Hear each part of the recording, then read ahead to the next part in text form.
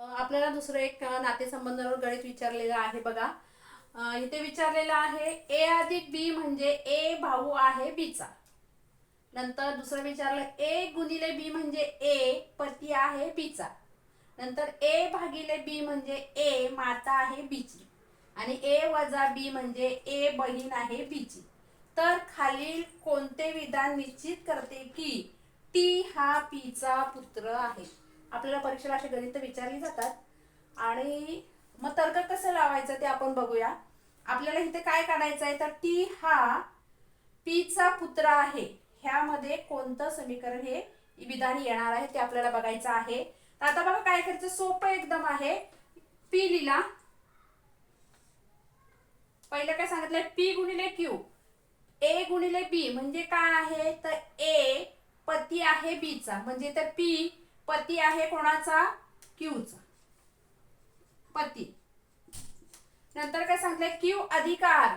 Q अधिक म्हणजे ए अधिक बी म्हणजे काय ए भाऊ आहे बीचा मग क्यू अधिक आर. क्यू हा भाऊ कोणाचा आहे आरचा. नंतर आर भागिले एस.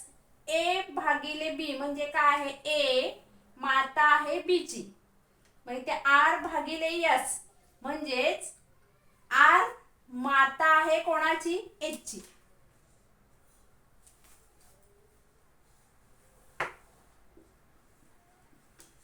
आर माता आहे एच. नंतर एस वजा टी. ए वजा बी. ए बहीण आहे बीची म्हणजे एस बहीण आहे टीची.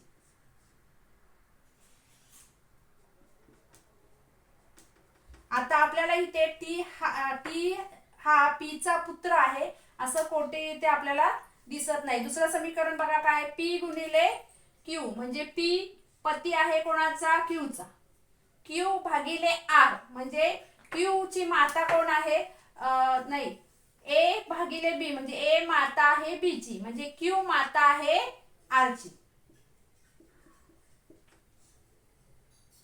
झालं. नंतर आर अधिक एस म्हणजे आर भाऊ आहे बीचा. इथे काय येणार आहे आर भाऊ कोणाचा आहे एसचा. तिसरा आहे पुढचं बघा काय यस वजा टी म्हणजे यस बहीण कोणाची आहे टीची. इथे आपल्याला पिता पुत्राचं नातं मिळालेलं नाही. नंतर पी अधिक क्यू. पी अधिक क्यू म्हणजे काय येतो तर ए भाऊ आहे कोणाचा बीचा म्हणजे पी भाऊ आहे क्यूचा. नंतर क्यू भागिले आर म्हणजेच क्यू माता आहे आरची माता आर. नंतर आर वजा एस. आर वजा एस म्हणजे काय तर आर बहीण आहे एचची.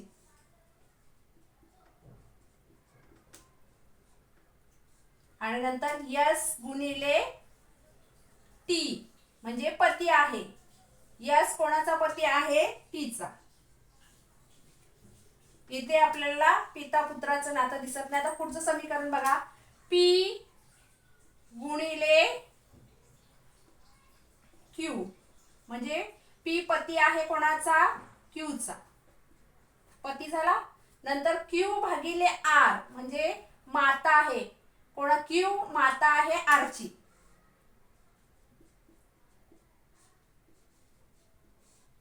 नंतर आर वजा यस.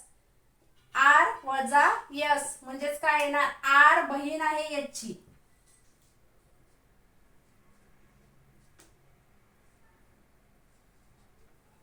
आणि नंतर यस अधिक टी म्हणजेच यस भाऊ आहे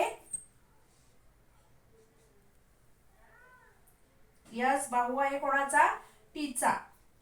म्हणजे इथे बघा तुम्हाला लक्षात येईल पी पती कोणाचा आहे क्यूचा आहे. क्यू ही आरची माता आहे. आर हा एचचा बहीण आहे बरोबर आहे म्हणजे हा काय झाला. आणि यस चा भाऊ कोण आहे टी आहे म्हणजे पी च आणि टी चं नातं काय आलं वडील आणि मुलाचं म्हणजे पी टी हा पी चा पुत्र आहे, म्हणून आपलं समीकरण 4 काय आहे, बरोबर आहे.